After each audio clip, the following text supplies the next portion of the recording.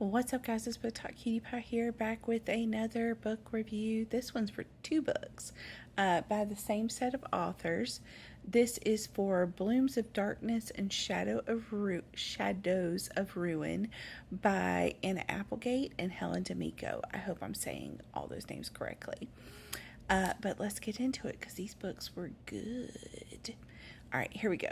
So we'll start with Blooms of Darkness. This is book 1 in the Broken Prophecy.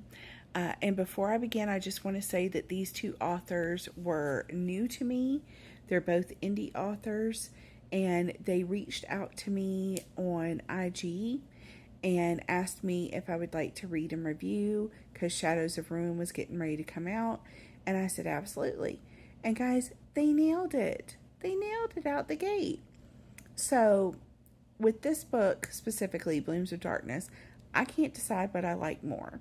Either the nickname Little Rebel, the saying, I don't even know if I can say this without getting canceled,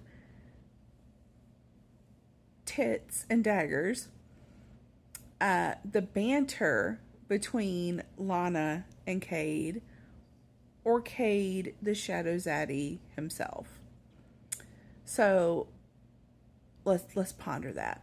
So Lana is such a fierce FMC, and she is stuck powerless watching as 8 females battle for her hand.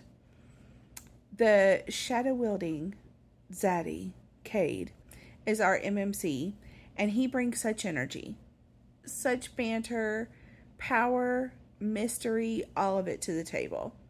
He ranks pretty high on that Shadow Zaddy table, not gonna lie. For this to be an NA, new adult romantasy, it checks a lot of boxes for me. It's got the enemies to lovers, it's got the Shadow Zaddy, it's got games and trials, it's got forced proximity, it's got banter. We know I love it. I was immediately so glad that I had book 2 in hand because I had to dive right into it because book 1 ends on a you know what you did. So this was a 4.5 star read for me. Would have been a 5 if that cliffhanger had not been quite so devastating. But I mean, other than that, it was a great book. Very solid start. There was spice there as well. Solid 3 chili pepper from me. And let's dive right into book 2. Hold that thought. So book 2 is Shadows of Ruin. Again, this is book 2 in the Broken Prophecy. It's hard to compete with your first book.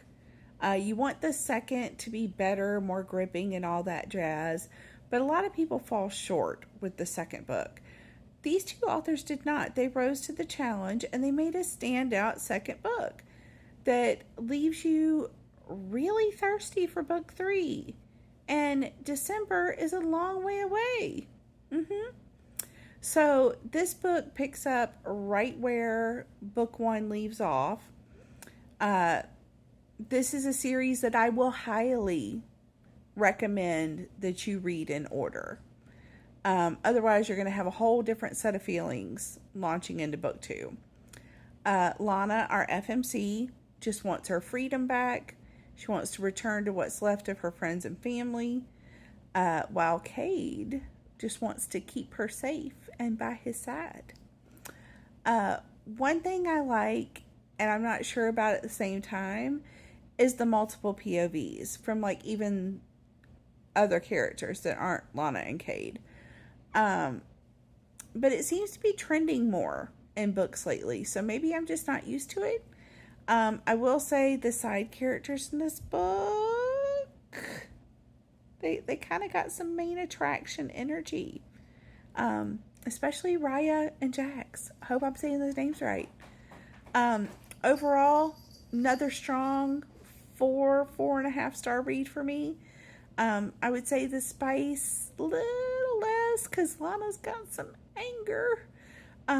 So more like a 2 chili pepper. But I'm ready for book 3. December need to come on. All right, thank you so much for letting me ARC read for you. I really enjoyed the books, and I hope you enjoyed the reviews. Go check them out, guys. These books are out now, and they are on KU. Bye, guys.